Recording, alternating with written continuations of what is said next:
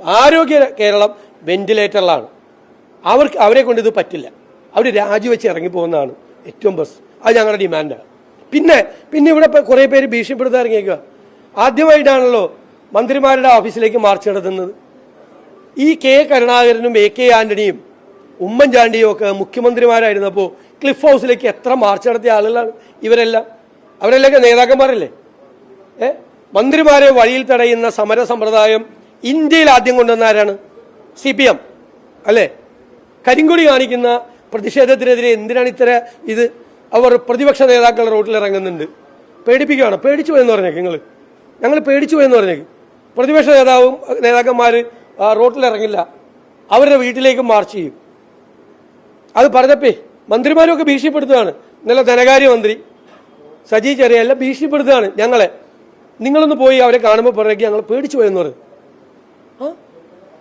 ഞങ്ങൾ വഴിയിലിറങ്ങില്ലെന്ന് കയ്യിൽ വെച്ചാൽ മതി. അതൊക്കെ ഇങ്ങോട്ട് എടുക്കണ്ട, ഞങ്ങളോട് അതൊന്നും വേണ്ട.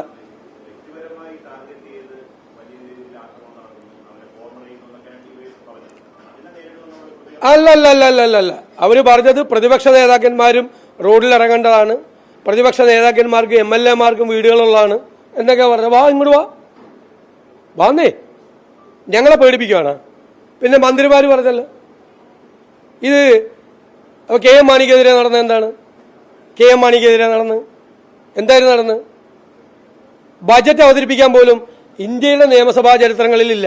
ബജറ്റ് അവതരിപ്പിക്കാൻ പോലും സമ്മതിക്കാതെ നടത്തിയ അന്ന് അതിന് നേതൃത്വം കൊടുത്ത ആളുകൾ മന്ത്രിമാരായിട്ടിരിക്കുക ഈ മന്ത്രിസഭയിൽ. എന്നിട്ട് മന്ത്രിമാരെ ഒറ്റപ്പെടുത്തി ആക്രമിക്കാൻ പാടില്ലെന്ന്. എന്നാൽ വേറെ ആരെങ്കിലും വന്ന് കൂട്ടിനിന്നോ? ആരെങ്കിലും ഒറ്റയ്ക്കാണ് ആക്രമണമാക്കി? ആരോഗ്യ വകുപ്പിൽ കുഴപ്പമുണ്ടെങ്കിൽ ആരോഗ്യമന്ത്രിയോട് പറയും. ഞങ്ങൾ മുഖ്യമന്ത്രിയെ കൂടി ചേർത്താണല്ലോ പറയണത്, ധനകാര്യമന്ത്രിയെ കൂടി ചേർത്താണല്ലോ പറയണത്. ആണല്ലോ.